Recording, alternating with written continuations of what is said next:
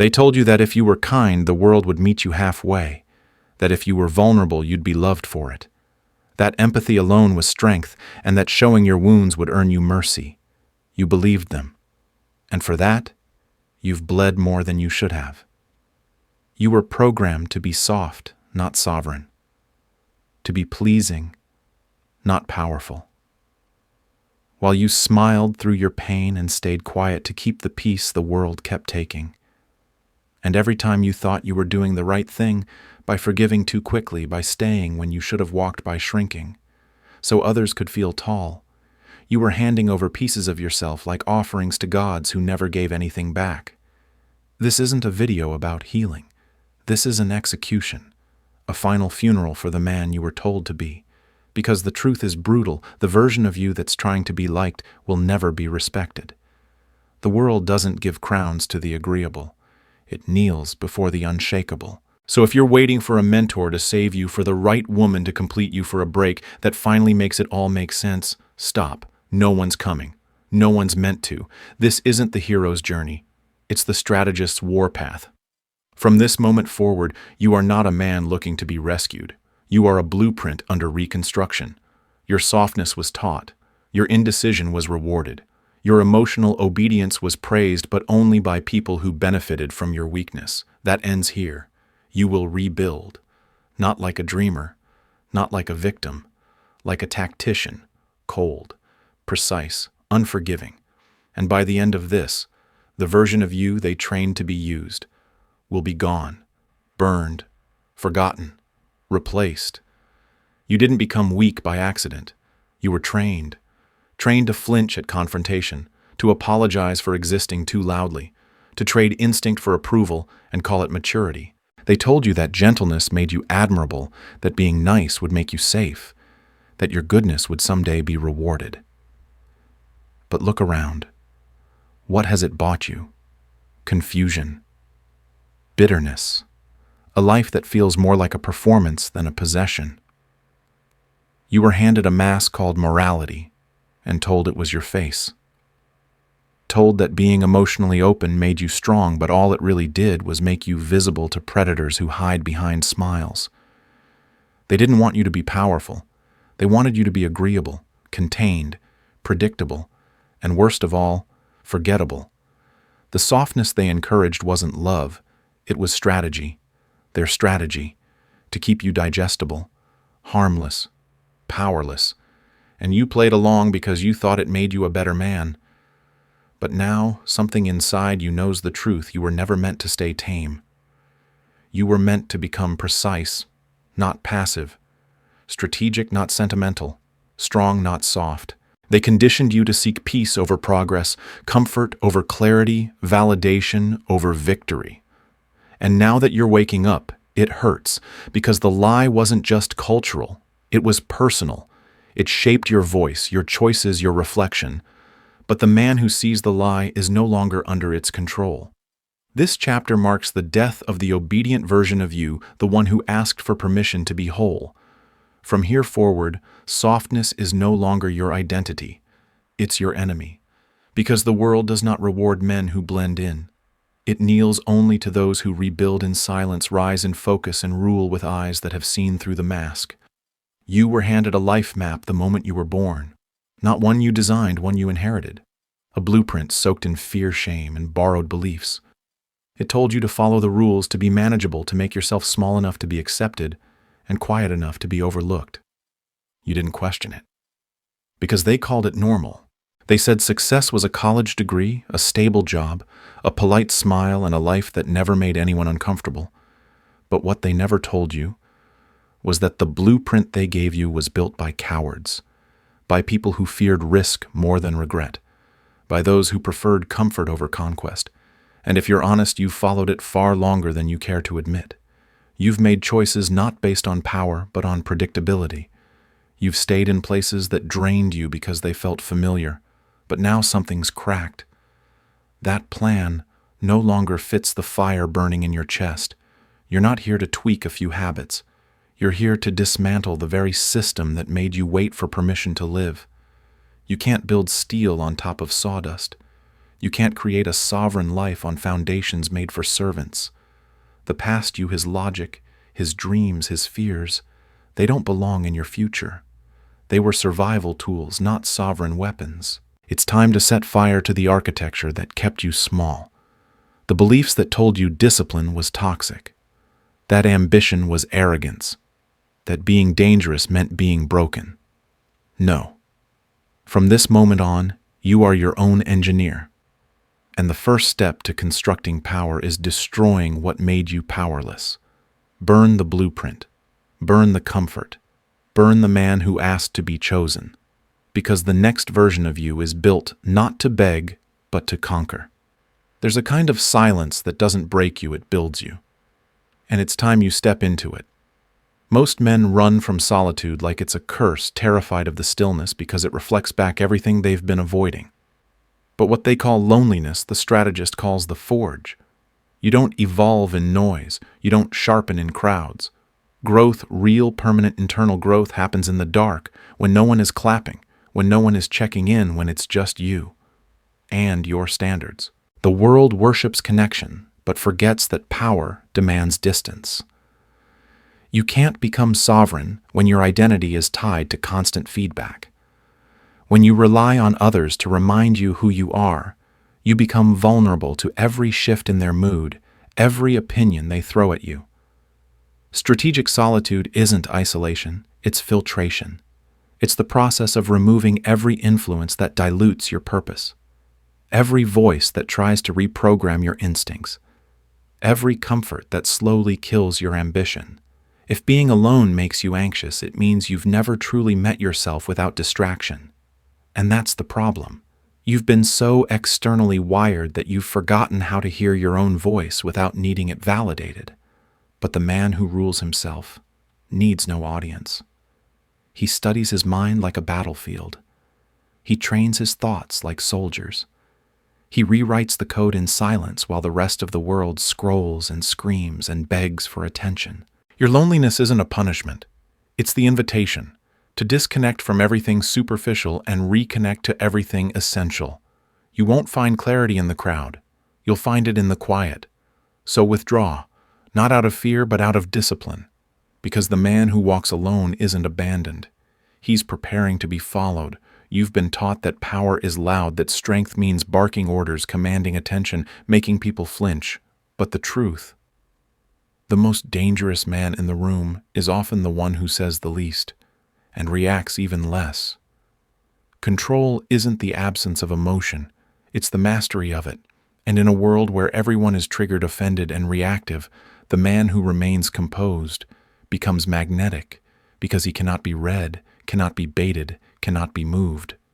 That's real charisma, not charm, not popularity, but the gravitational pull of presence wrapped in restraint. You've bled for free long enough, spilling your frustration in arguments that changed nothing, letting your sadness leak into rooms where it was used against you. That ends now. From this moment forward, no one gets to see you bleed unless it's part of your strategy. You become unreadable, a vault, a locked trigger with perfect aim. Let others flinch, lash out, beg to be understood. You watch. You absorb the chaos and wait for your moment. That is the game, not to avoid emotion, but to weaponize it. Anger becomes fuel, not fire. Fear becomes data, not identity. Sadness becomes stillness, not surrender. The moment you stop reacting on impulse, you become sovereign. Because in every room, the man who controls himself controls the narrative. That pause, right before you respond, that's your throne. And if you can sit on it long enough, they'll show you everything, their insecurity, their weakness, their desperation to win.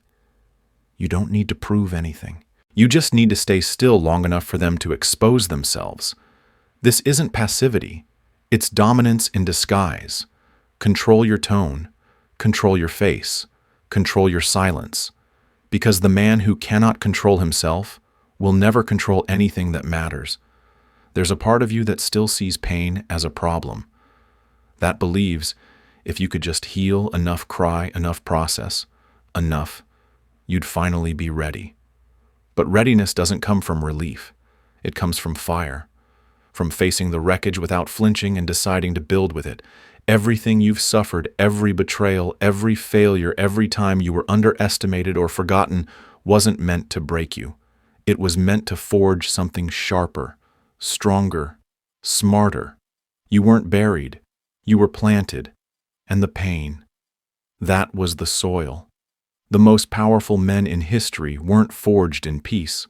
They were carved out of pressure. You're not here to patch the old version of yourself with therapy tape and hope. You're here to become a weapon, cold, clean, purposeful. And to do that, you must stop treating your pain like a wound and start treating it like a tool. The agony you carry is not weakness, it's unrefined strength. You just haven't turned it into something yet. But now you will. You will use it as focus, as fuel, as evidence. Every scar becomes a symbol not of what hurt you, but of what couldn't kill you. Every insult becomes a brick. Stack them. Build something ruthless, something real. The old version of you suffered and stayed silent. This version he sharpens in the silence. He bleeds inward, not outward. And every moment you don't collapse under the weight of your history, you rise with the knowledge that it belongs to you now, not as a burden, but as armor. You weren't made to be soft.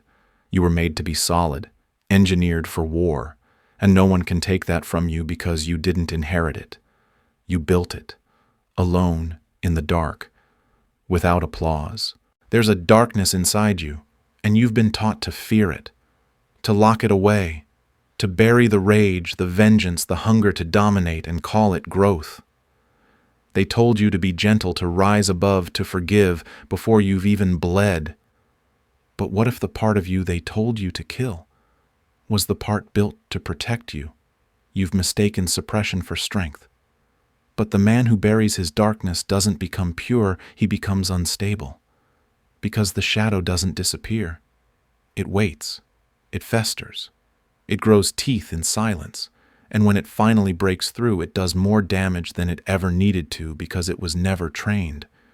You are not here to destroy your darkness. You're here to give it a job, to tame the beast, not kill it, because it holds more raw energy than your logic ever will. That fury, that desire to conquer, to prove them wrong, to stand alone if you must, that's not weakness. That's weaponry. When you stop running from your rage and start refining it, something terrifying happens. You become untouchable. Because now you're not pretending to be peaceful. You're choosing it. And that choice is backed by capability. The man who integrates his shadow becomes dangerous but controlled. Calm but alert. Silent but awake. He no longer breaks when betrayed, he learns. He no longer crumbles under insult, he calculates. Pain no longer blinds him, it sharpens his gaze. Look in the mirror and see not just the parts of you you're proud of, but the parts you've hidden. The ruthless, the selfish, the primal. Then take it all and point it toward purpose. Because a man who knows his darkness doesn't fear anyone else's. He doesn't apologize for his edge. He turns it into empire. They told you to be yourself, as if the world ever rewarded authenticity. As if being real has ever been enough. But what they didn't tell you is that those who rise do not broadcast their truth. They curate it. They shape perception like a weapon, because power isn't about being understood, it's about being effective. You've been lied to again, told that masks are deceitful, that changing who you are in different rooms means you're fake. But the truth, the mask is not the lie, it's the armor. You don't wear it to hide. You wear it to move through a world that punishes transparency and rewards performance. This isn't about manipulation. It's about survival, adaptation, precision. Lions roar, foxes vanish. You must become both and show neither. If you want to win in this life, you must stop worshiping the idea of being fully known. No one gets the full blueprint. No one deserves all of you, not unless they've earned it. And most haven't. From now on, you shape who you are depending on what the moment demands. In a room full of egos, you wear calm. In a room full of chaos, you wear silence. In a room full of kings, you wear nothing but your gaze. This is not weakness, it's war paint. You don't have to be loud to be dangerous. You don't have to be transparent to be trustworthy. The man who can shift his energy, recalibrate his posture, control his narrative, he doesn't just survive, he dominates. People fear what they can't read. And your mask? It's not there to please. It's there to protect. So let them wonder. Let them project. Let them assume. Because while they're busy trying to figure you out, you're already 3 moves ahead. That's not deception.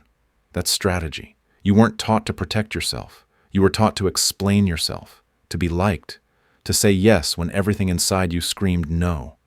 And every time you gave a piece of your time, energy, or silence to someone who didn't earn it, you carved yourself into something smaller, more digestible. But here's the truth. They never told you. You don't owe anyone access just because they remember your name. Respect isn't born from how available you are. It's born from how rare you are. And if everyone can reach you, you have no weight. You have no gravity. Power is not just in what you say, it's in what you protect. And boundaries. They are not selfish. They are sacred. A line is not cruelty, it's clarity. And if someone is offended by your limits, it means they were feeding off your lack of them. Let them leave. Let the users cry. Let the leeches call you cold, because the ones who matter will adjust. The ones who only take, they'll vanish. Good. You're not here to be generous with your soul. You're here to be strategic with your life.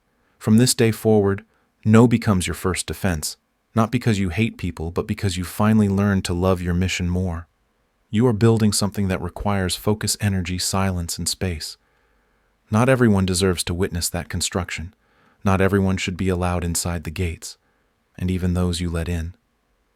You lock the doors behind them. Your time is currency. Your attention is ammunition. And your presence, that's royalty. It must be earned.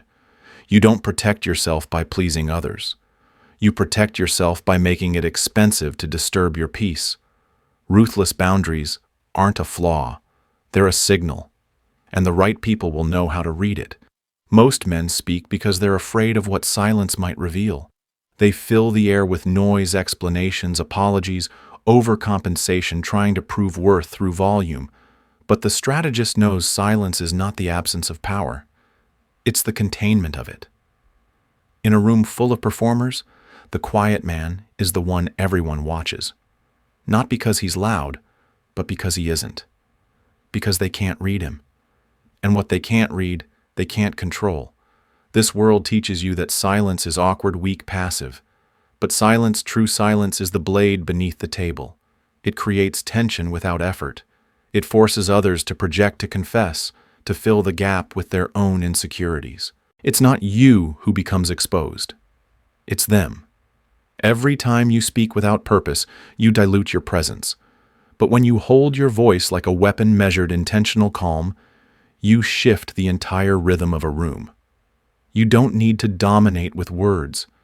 You dominate with timing. One sentence spoken with restraint carries more force than 1,000 performed opinions. This is not about being quiet. It's about being felt without explanation. Most men speak to be heard, but a king speaks to direct. A tactician speaks to end a conversation, not carry it. If your words don't move the room, let your silence build the pressure until they can't ignore you. Let them squirm. Let them assume. Let them fear what you're not saying. Because in that space, in that cold, strategic stillness, you reclaim control. You no longer exist to be understood. You exist to be respected, measured, feared when necessary. Learn to pause before you speak. Learn to let sentences die on your tongue. Learn to weaponize quiet, like a storm on a leash. Because real power doesn't need to shout. It waits. And when it strikes, it never misses. The modern world is built to seduce you. Every app, every ad, every distraction whispers the same lie. You deserve to feel good right now.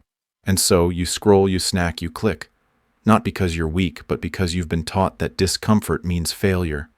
But here's the brutal truth. Every time you choose the quick high, you mortgage your kingdom for a taste of candy.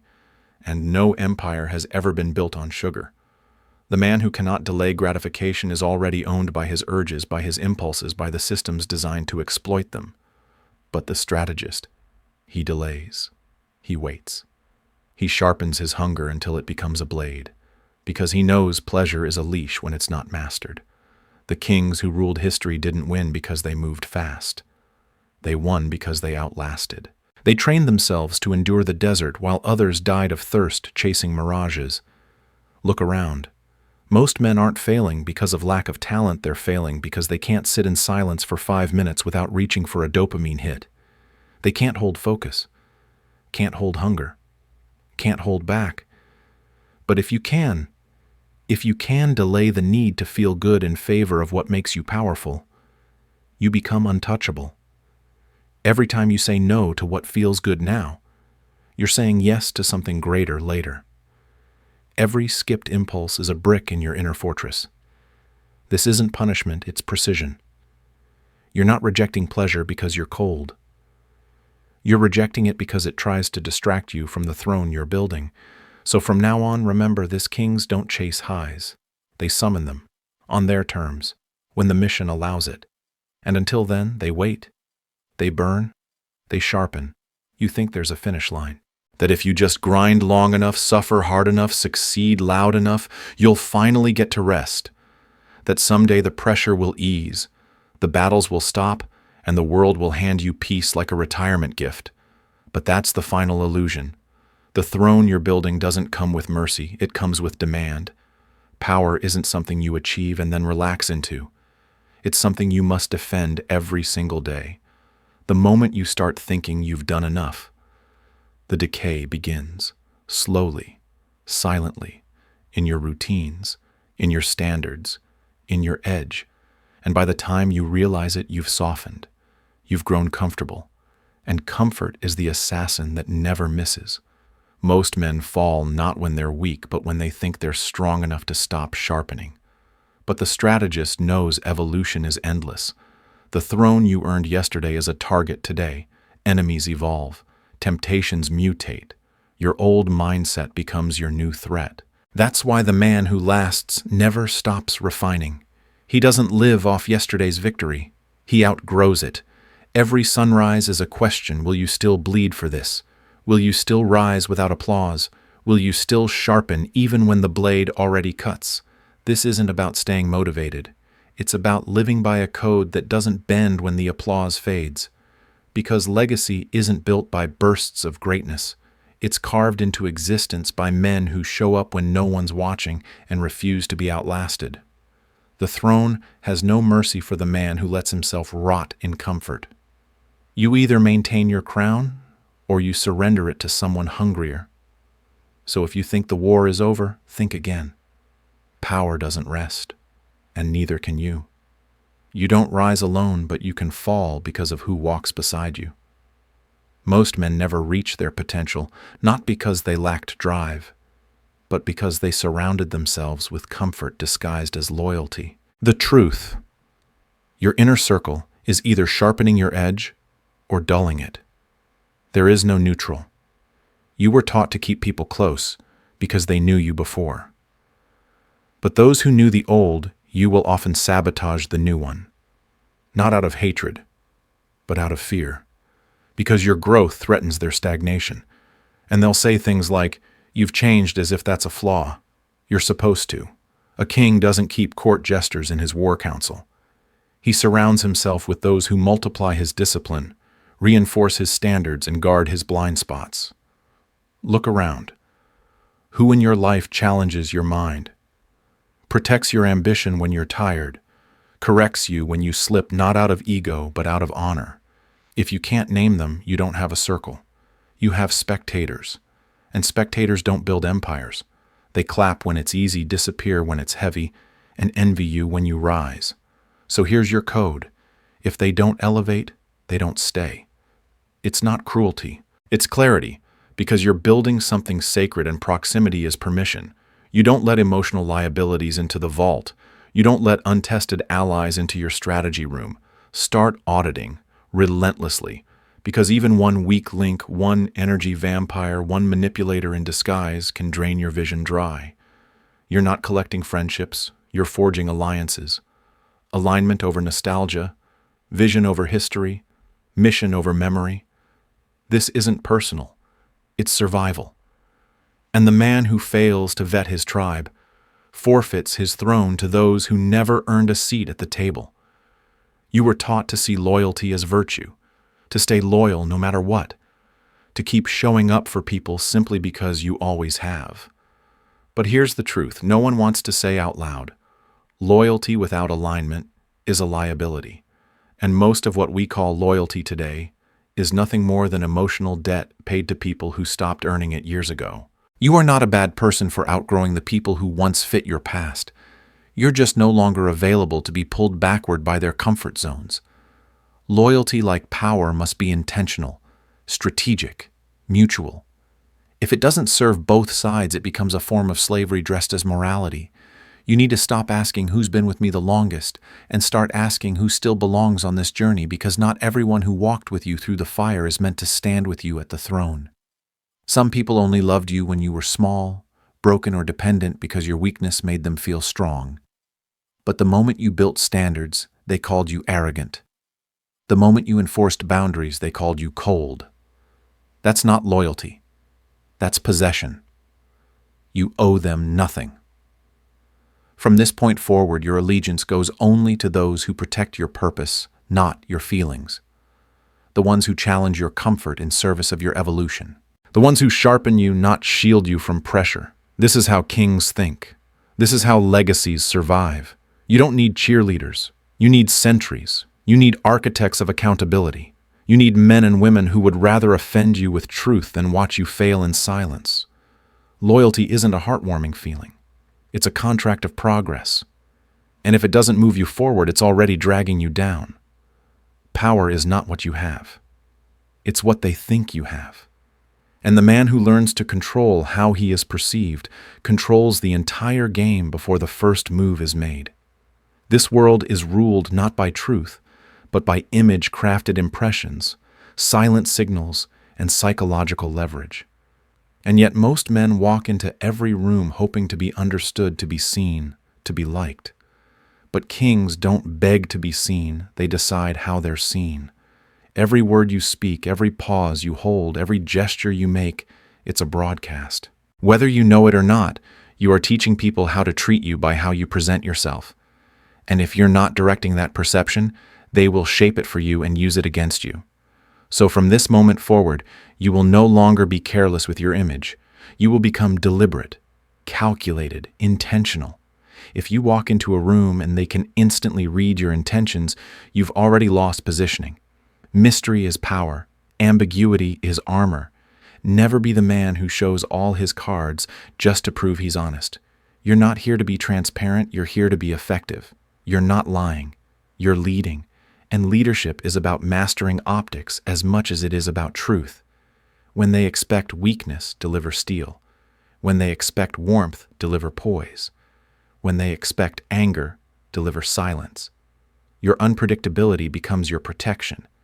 The man who controls his face, his tone, his energy controls how people respond to him. And the man who controls response controls direction.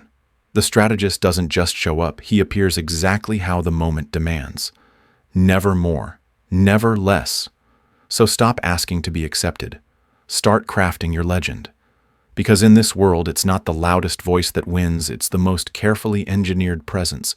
Every time you explain yourself to someone who hasn't earned your truth, you weaken your presence. You hand them a map to your insecurities. You turn power into apology. But here's the truth. No one teaches the most commanding men in the world aren't loud. They're unreadable. Not because they're hiding something, but because they don't believe everyone deserves to understand them. In a culture obsessed with oversharing and constant validation, silence becomes revolutionary. Let them misinterpret you. Let them fill in the blanks. Let them sit with the discomfort of not knowing what you're thinking. Because what they can't figure out, they can't predict. And what they can't predict, they can't control. That's not arrogance. That's architecture. Strategic restraint is how kings speak. They don't explain their boundaries. They enforce them. They don't debate their vision. They embody it. And when they're questioned, they pause. Because silence doesn't just hold power, it creates it. Stop defending your choices to people who wouldn't survive the war you're fighting. Stop justifying your pace, your distance, your ambition to anyone who hasn't earned a seat at your table. When they ask, "Why are you like this?" let your results answer. When they say you've changed, take it as confirmation. When they call you cold, remember, you are not here to be understood. You are here to be effective. Your job is not to be emotionally digestible. It is to be psychologically untouchable. So kill the reflex to explain. It was born from fear. Let misunderstanding become your camouflage. Let mystery become your defense. And let your silence say what your words never could. I don't exist for your comfort. I exist for my crown. You thought the war would end when you healed, when you succeeded, when you were finally respected. But the truth, there is no finish line. There is only the climb. Power is not a one-time event. It's not a destination. It's a rhythm, an unrelenting pulse you must feed every single day. The crown you wear today becomes your enemy tomorrow if you stop earning it. This is the part no one tells you. Even after you win, you must stay dangerous. Even after you've built the empire, you must still sharpen the sword. Because comfort creeps in the moment you relax, and it whispers with a smile, "You've done enough." That's the lie that kills kings. The moment you think you've arrived is the moment erosion begins. Not with an explosion, but in inches. You stop waking up early. You stop demanding excellence. You let small excuses pass. And suddenly the throne feels heavy again, but this time it's slipping.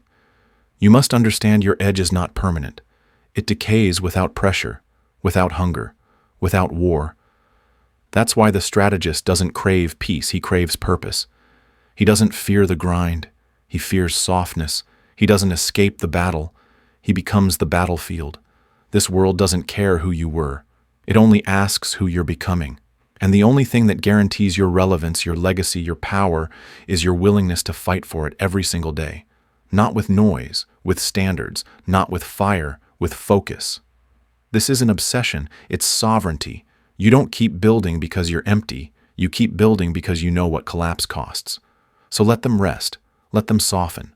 Let them celebrate too early. You return to the forge. Because you're not just chasing a crown. You've become the man who earns it. Daily. What you've just consumed isn't motivation. It's instruction. A blueprint for power in a world designed to keep you soft, distracted, and forgettable. The core lesson is this: you weren't born to be accepted. You were built to become unshakable. Every scar you carry is a signal not of damage but of experience.